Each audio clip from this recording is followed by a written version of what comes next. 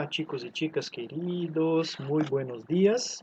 Hoy estamos para nuestra clase de número 6. Vamos a hablar del capítulo número 5, que se llama No me lo digas. Sí, es una expresión muy utilizada por nosotros brasileños, sí. Significa no me diga, né? Algo que nos assusta, que nos chama atenção, né? Em espanhol é um pouquinho diferente, tá? No me lo digas, certo? Bueno, para esta clase, así como para las otras, es muy importante que ustedes tengan su libro, tengan su lápiz a la mano para acompañar las actividades que vamos a cumplir hoy. Entonces, tomen ahí los libros de ustedes, el libro de ustedes, perdón, ya que en este capítulo vamos a hablar de lo siguiente: características del cuento. Vamos a hablar también del pretérito pluscuamperfecto. Por Dios, maestro, ¿qué es esto? Em português ele equivale ao pretérito mais que perfeito, tá bom? Já vamos falar sobre ele. Expresiones para manifestar interés, sentimientos y emociones. Bueno, adelante entonces. Tengan ahí, tomen el libro de ustedes en la página 98 hasta 101. Vamos a hablar un poquito ahí de las características del cuento, ¿vale? Bueno, hoy vamos a trabajar con fragmentos del cuento que se llama La luz es como el agua, del Gabriel García Márquez, ¿sí? Que es un escritor colombiano representante del realismo fantástico, corriente literaria que mezcla elementos de la realidad con otros fantásticos y mágicos. Los elementos tratados como mágicos y fantásticos en ese cuento son la luz y el agua. Vamos a hablar ahora de los elementos del cuento. Entonces, gente, vou falar em português, tá? O Gabriel Garcia Marques, ele é representante de uma corrente literária chamada de realismo fantástico, tá? E as histórias, as obras criadas dentro dessa corrente literária, elas têm como principal característica a mescla de elementos da realidade com elementos fantásticos, incríveis, criados pelos autores, tá? Então, quando vocês forem ler esses fragmentos de La luz es como el agua, vocês vão perceber que há uma carga muito grande assim de coisas fantasiosas, de coisas que o autor cria que na realidade não existem, que são coisas fantásticas, né? E isso cria uma viagem pela leitura muito gostosa, tá bom? Bueno, en la secuencia nosotros vamos a hablar un poquito de los elementos estructurales del cuento, ¿sí? Las partes que hacen la composición de un cuento, ¿sí? Bueno, primero, la introducción. La introducción de un cuento es el inicio de la narración y se presentan la situación y los personajes de la historia. Así como em outros gêneros narrativos, tá? Ficcionais ou não, nós temos aí a introdução também no conto, no realismo fantástico, tá bom? E aí a gente tem a situação principal e os personagens apresentados na introdução. Bueno, adelante. Temos também el nudo, em português a gente chama de desenvolvimento, tá, pessoal? El nudo es la parte central del cuento en la que se complican las cosas y se alcanza el punto culminante de la historia. No nudo, pessoal, en el nudo nosotros tenemos el punto culminante, sí, y también la complicación. Entonces, la complicación en la historia es un conflicto que se crea que necesita de un desarrollo, necesita ser deshecho, necesita ser desfeito esse conflito, tá? E também, o ponto culminante é o ponto alto. Em literatura portuguesa, a gente chama de clímax, tá, pessoal? Certo? Bueno, el próximo elemento es el desenlace. Es la parte final del cuento y también donde se resuelve el conflicto creado en el nudo. É o fechamento, tá, pessoal? É a conclusão, tá bom? Desenlace e conclusão são a mesma coisa. A parte final do conto, onde a gente resolve o conflito criado lá no desenvolvimento, tá bom? En el nudo.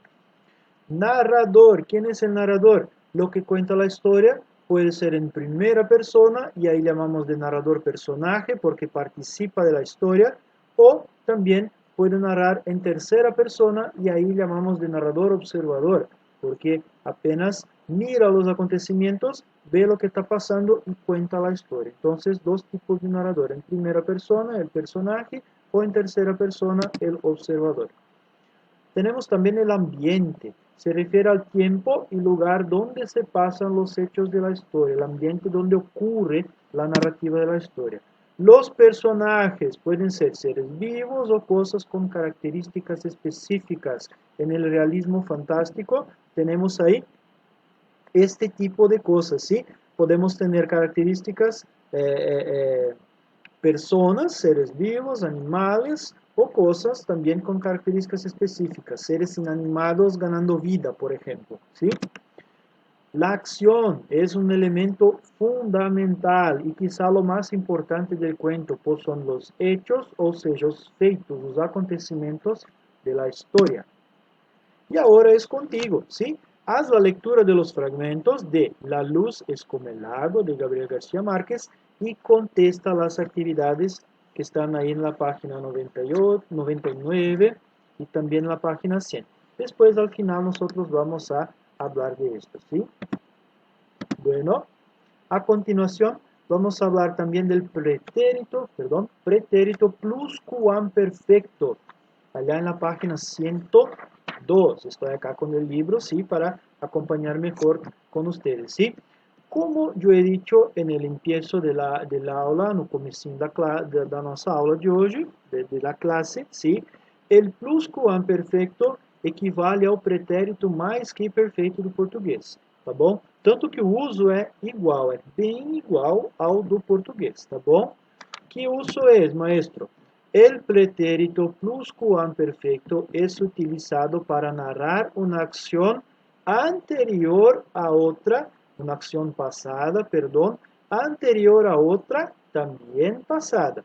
Então, é como se fosse o passado do passado, tá bom? É o tempo passado que se refere a uma ação feita anterior a outra ação. Querem ver o exemplo?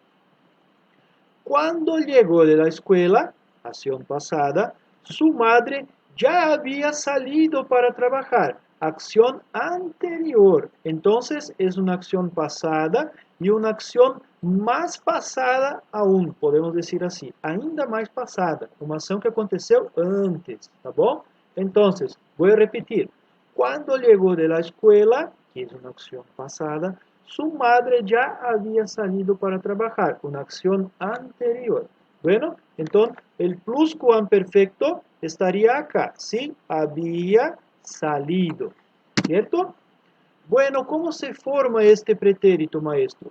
A partir del pretérito imperfecto, ¿sí? Las mismas formas verbales del pretérito imperfecto, bueno, más, perdón, es la forma del pretérito imperfecto del verbo haber, que es el único verbo auxiliar do espanhol, tá bom? É um verbo auxiliar.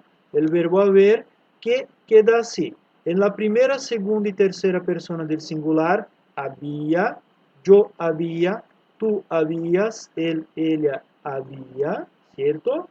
Las tres del plural. Nosotros habíamos, vosotros habíais, ellos, ellos, ustedes habían. Entonces, pretérito imperfecto del verbo haber más el participio pasado del verbo. ¿Qué es un verbo en participio? Termina en ado o ido, ¿cierto? Entonces es bien simple.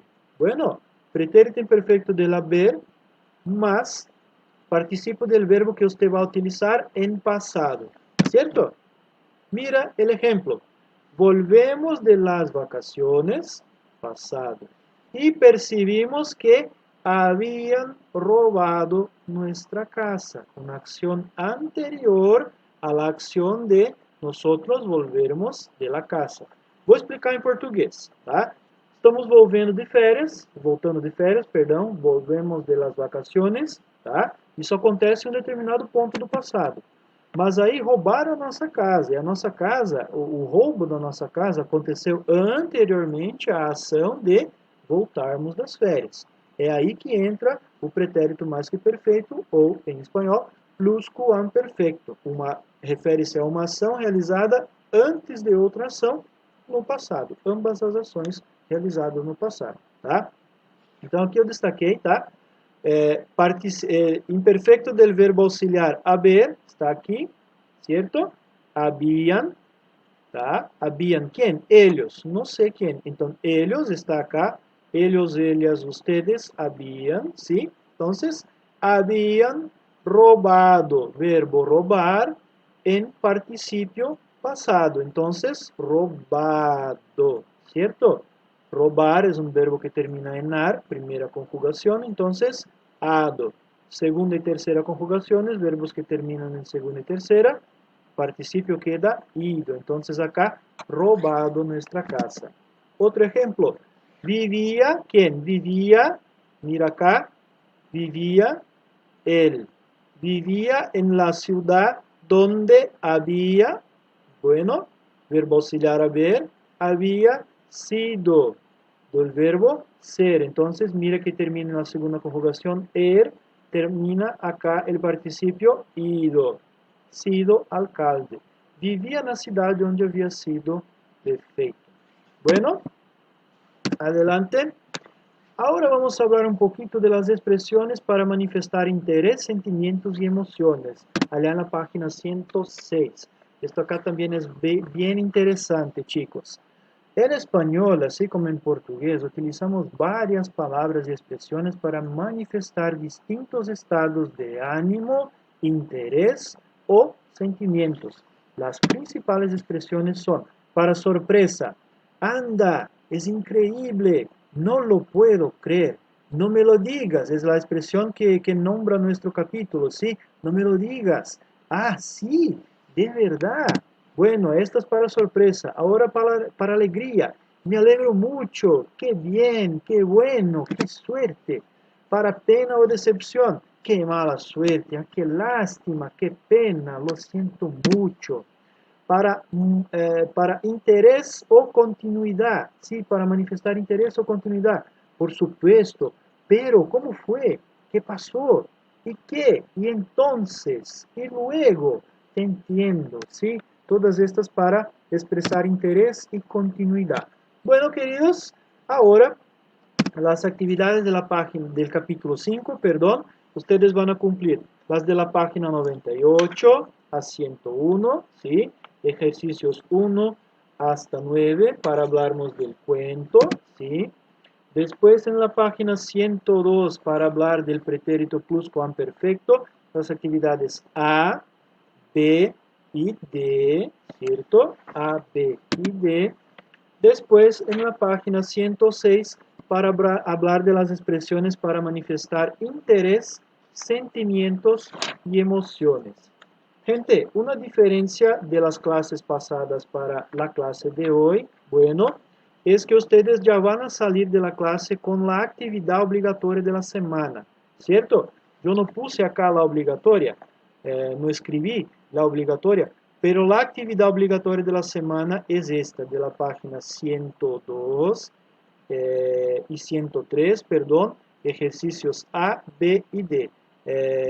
Acá yo no puse acá la página 103, pero está en las páginas 102 y 103, los ejercicios A, B y D. Entonces, esta actividad es la actividad obligatoria de la semana que ustedes van a cargar, vão a carregar en AVA, ¿cierto? Então, vocês já sabem que essa é a atividade sobre pretérito pluscuamperfecto, em português, o pretérito mais que perfeito, que vocês vão cumprir para a semana como atividade obrigatória. Bueno, mis queridos, para hoy sería esto. Deseo muy buenos estudios para ustedes, que continúen ahí cuidando de su salud, ustedes y sus familiares también. Y además de esto, hasta luego y muy buenos estudios. Chao.